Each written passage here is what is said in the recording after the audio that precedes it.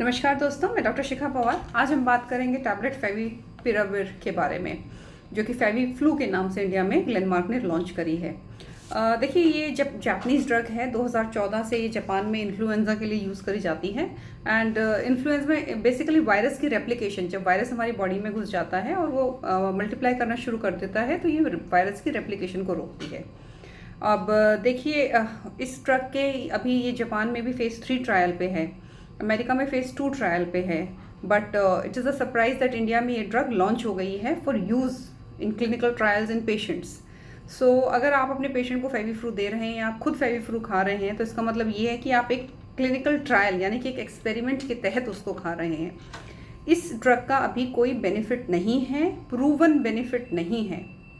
कोई भी scientific randomised control trial जो हमारी मेडिसिन में फुल प्रूफ ट्रायल्स होते हैं, जिसमें कि हम एक ग्रुप को ड्रग देते हैं और एक ग्रुप को ड्रग नहीं देते हैं, तो इस तरह का कोई भी रेंडमाइज्ड कंट्रोल ट्रायल फेविफ्लू का नहीं है। जो भी स्टडीज़ हैं वो छोटे स्टडीज़ हैं और वो सब कुछ ऑब्जर्वेशनल स्टडीज़ हैं। So it is actually not having any strong scientific banking. And apart from that, India में शायद कुछ ट्रायल किया गया है, बट अभी वो पब्लिश्ड नहीं है। So this drug is more of a hype. उसके अलावा इस ड्रग की जो आपको डोज खानी है, वो अगर आप देखेंगे तो वैसे ही आप हैरान हो जाएंगे कि आपको 1800 मिलीग्राम सुबह, 1800 मिलीग्राम शाम को, दैट इज़ 9 गोली सुबह और 9 गोली शाम को खानी है। उसके अलावा 800 मिलीग्राम्स BD फॉर 14 डेज, मतलब पहले दिन तो आपने 9 गोली खाई, 9 गोली सुबह शाम खाई, उसके बाद आपको 4 गोली सुबह और 4 गोली शाम को खानी है, और वो भी 14 दिन के लिए। इसके अलावा इस दवाई के साइड इफ़ेक्ट्स बहुत ज़्यादा हैं। इसमें आपको किडनी में इम्पेयरमेंट है, इसके आपके मतलब जो पेशेंट्स को किडनी की बीमारी है, जो पेशेंट्स को लीवर की बीमारी है, अगर आप प्रेग्नेंट हैं या बच्चे को दूध पिला रहे हैं, तो आप ये मेडिसिन नहीं खा सकते। और ये मेडिसिन सिर्फ माइल्ड केसेस के लिए है। तो इसका मतलब अगर आप एक जो माइल्ड केसेस हैं वो हमारे नेचुरली ही ठीक हो जाते हैं, और जो केस मॉडरेट में प्रोग्रेस करते हैं, आई थिंक उसके लिए हमारे पास बेटर चॉइस हैं, जैसे कि रेमडेसिविर।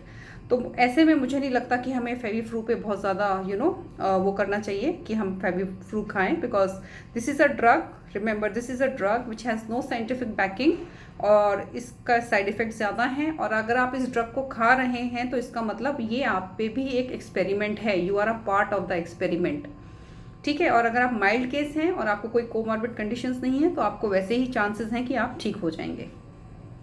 सो एनीवेज, ये अब अप्रूव हो चुकी है हमारी कंट्री में, और बहुत सारे लोग बोल रहे हैं कि मुझे फेविप्रू आप मतलब लाइक प्रिस्क्राइब करिए, but see in the end it is your body, and mild cases will recover themselves, and don't in a hurry and worry take these tablets, and definitely not if you do not have coronavirus.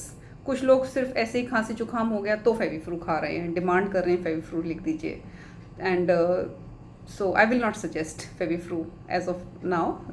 I think we need more data for Feviflu, and the number of cases are increasing day by day. So I would again suggest to take all the precautions and stay home and stay safe.